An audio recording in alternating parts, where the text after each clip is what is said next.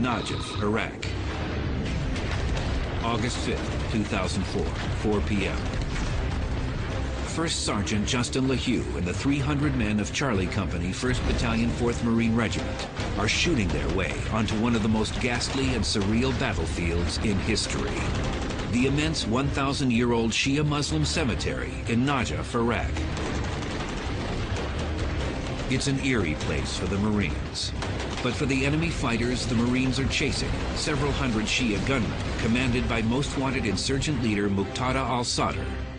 The cemetery is home, and they've peppered it with hidden fighting positions and weapon stockpiles. The odds are against the Americans, but this is a fight that's been brewing for months, and the Marines are determined to settle it, here and now, once and for all.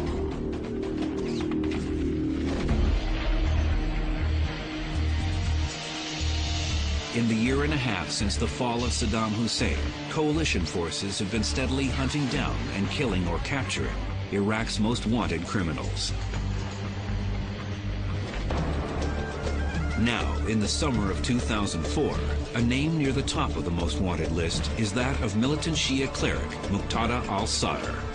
He's a young man, 30 years old, and he's headquartered in the southern Iraqi city of Sadr is from that area. At the conclusion of fighting against Saddam Hussein, he had taken over the Najaf region and had started what he called his Sadr's army, or the Mahdi militia. Muqtada Sadr is out to grab political power now that Saddam is out of the picture, and he has no plans to cooperate with coalition forces.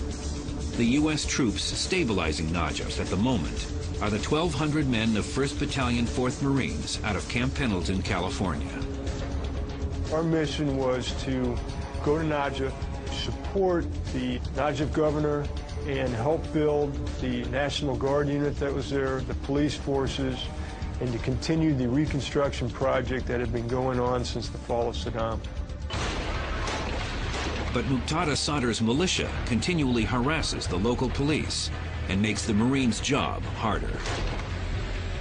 The militia is made up of some 4,000 disenfranchised young men of the Shia faith, and they take refuge in Najaf's sacred old city and vast historic cemetery, which surround the Imam Ali Shrine, the most holy site in the Shia religion.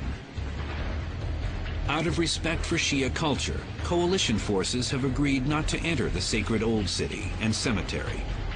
But Sadr's militiamen are taking advantage of the situation. They would routinely come out of the cemetery at night and attack the Iraqi main police station, which is located right across the street from the main intersection of the cemetery. The militiamen then quickly retreat to the sanctuary of the historic graveyard. But this afternoon, after one particularly brutal and sustained attack on police headquarters, the Marines have had enough. When the militiamen retreat into the safety of the cemetery, the Marines follow them. Here's the setup.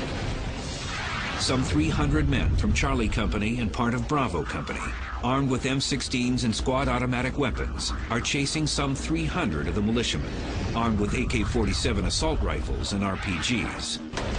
It's a haphazard, unruly fight over an incredibly obstructed and massive battleground. It would fatigue the Marine just by looking at the cemetery, because the sight of the cemetery was endless, and it completely surrounded as far as the eye could see. The Imam Ali Shrine is on a hill at one end of the burial ground, with clusters of homes and aging public buildings encircling it. People of the Shia faith come from all, so they have 1,000 meters of really hotels and universities set up to educate. And that's all on a hill around this shrine that looks down on this huge cemetery. Many Shia from across the globe wish to be buried here near the shrine, hence the massive cemetery, a virtual city in itself of underground catacombs and crowded above-ground tombs and mausoleums, squeezed together in no particular order. The only way you can literally move 20 feet is by going over, around, squeezing through these huge mausoleums. As Marines move in search of the enemy, they try to respect the Muslim grave sites, but making their way through the jumbled environment is difficult and leads to a bizarre incident for First Sergeant LeHue.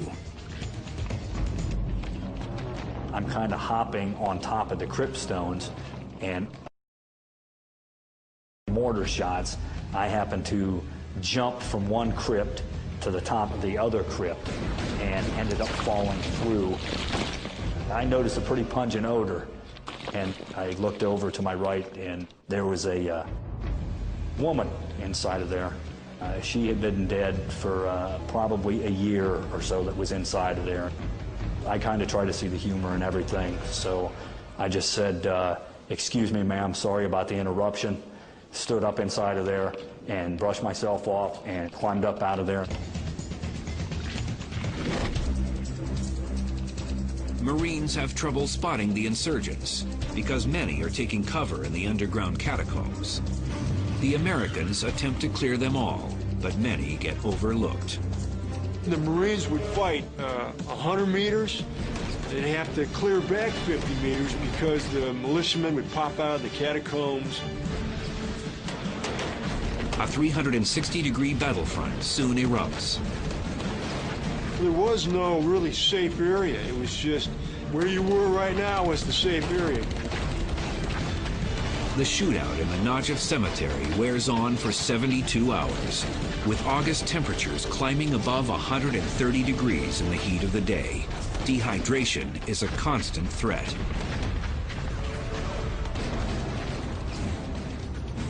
But what some consider the most deadly threat of all emerges on day 2.